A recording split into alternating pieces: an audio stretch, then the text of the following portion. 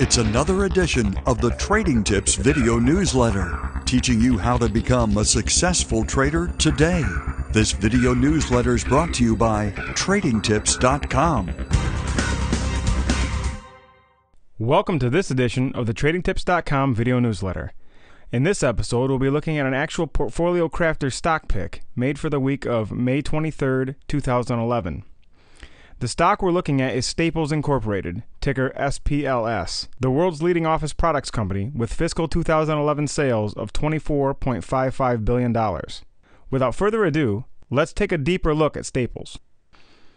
As stated earlier, Staples is the world's largest office products company with 2,000 stores in 25 countries.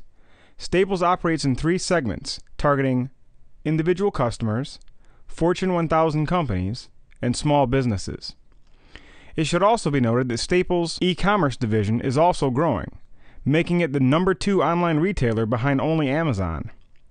Staples' fiscal year ends January 31st, and for 2011, it reported earnings of $881.95 million. Staples has a market cap of $11.78 billion, and its shares trade on the NASDAQ Global Select Market. We last looked at Staples on September 6, 2010, when I recommended buying it as a long-term play at $18.90 or less. The position entered the following day on September 7 at the suggested price. From there, it went on to hit its first target of $21.17 on October 1st for a 12% gain. Then on November 24th, Staples reached its second target of $22.10 for a 17% gain. From there, the stock went as high as $23.75, which it reached on January 5 of this year. But since reaching these lofty levels, Staples has come down quite a bit.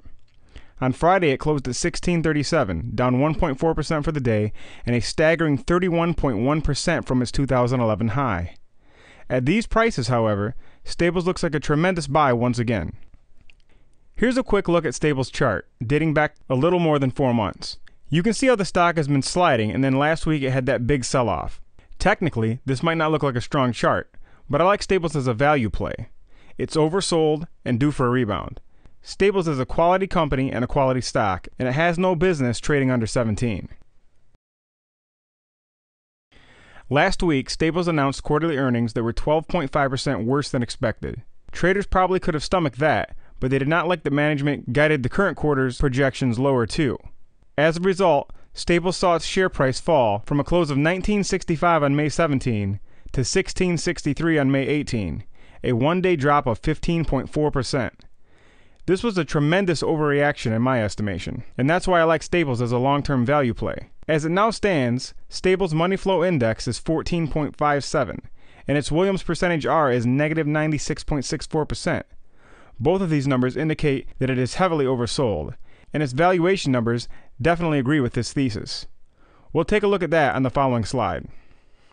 Staples' trailing PE is 13.3 compared to an industry average of 26 and Staples' own 5-year average of 18.8. The company's price to book is now just 1.6 compared to the industry and 5-year averages of 3.8 and 2.9 respectively. In terms of price to sales, Staples' 0.5 multiple is half the industry average and 37.5% cheaper than its own 5-year average. Price to cash flow, Staples' current multiple is 8.1, the industry average is 13, Staples' 5-year average is 9.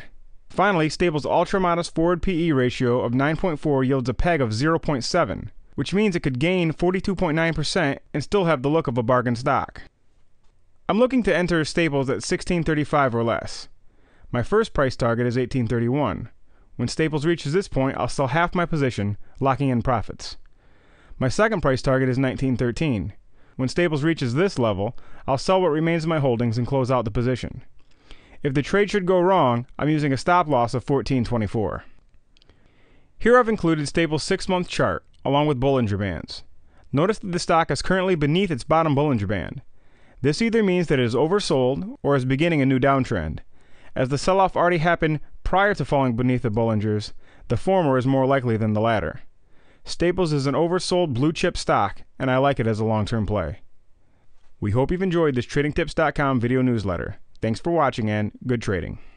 This Trading Tips video newsletter has been brought to you by Manny Bacchus's First Hour Trading System. every day there's money to be made in the first hour of stock trading. This is the world of day trading, not for novices, unless you have a system, the First Hour Trading System. Visit firsthourtrading.com now and sign up for a free 30-day trial. You could make enough in the first hour of your day to take the rest of the day off.